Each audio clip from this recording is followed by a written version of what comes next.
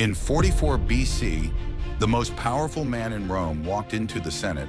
He carried no army, no armor. Just minutes later, more than 20 blades pierced his body.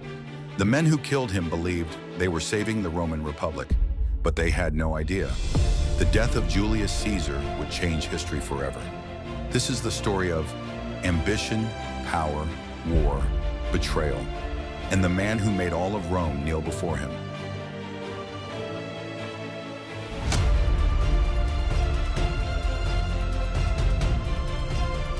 Julius Caesar was born in 100 BC. He came from an ancient Roman noble family, but by that time, his family was no longer truly powerful. Rome was an extremely dangerous place. Powerful families betrayed one another, assassinated rivals, fought endlessly for control. From a young age, Caesar understood one thing. If you wanted to survive Rome, you had to become stronger than everyone else. He was highly intelligent. Caesar studied rhetoric, philosophy, military strategy, the art of influencing crowds. He possessed a rare ability. He could make people believe in him. Whenever he spoke before a crowd, people listened. But Caesar did not only want to become a politician. He wanted more. He wanted to rule Rome itself.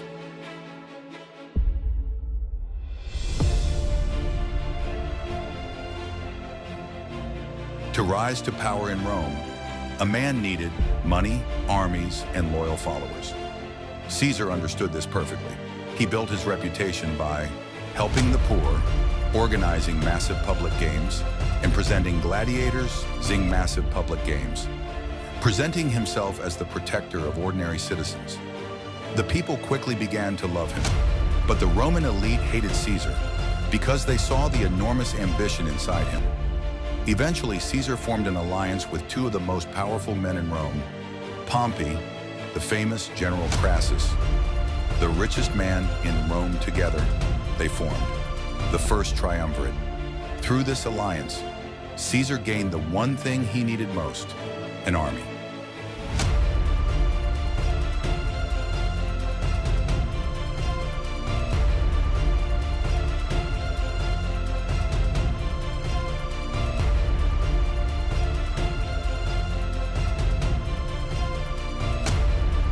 In 58 BC, Caesar was appointed governor of Gaul. Today, that land is known as France, but instead of merely governing it, he decided to conquer all of it. For nearly 10 years, Caesar fought non-stop wars. He marched with incredible speed, launched surprise attacks, used brilliant military tactics, even when heavily outnumbered. He continued to win. Millions were defeated. All of Gaul eventually fell under Roman control. Caesar became the most famous general in Rome. His soldiers were willing to die for him. The people saw him as a hero. But back in Rome, the Senate had begun to panic. They realized Caesar had become too powerful. The Senate ordered Caesar to disband his army and return to Rome. But Caesar understood. If he obeyed, he would lose everything. His political enemies would destroy him. And so, he made the decision that changed history forever. Caesar led his army across the Rubicon River. It was an act of rebellion. There was no turning back. Standing before the river, Caesar reportedly declared, "The die is cast." Civil war erupted. Rome split into two sides. One followed Caesar, the other followed Pompey and the Senate. The war lasted for years. In the end, Caesar emerged completely victorious. He became the most powerful man in Rome.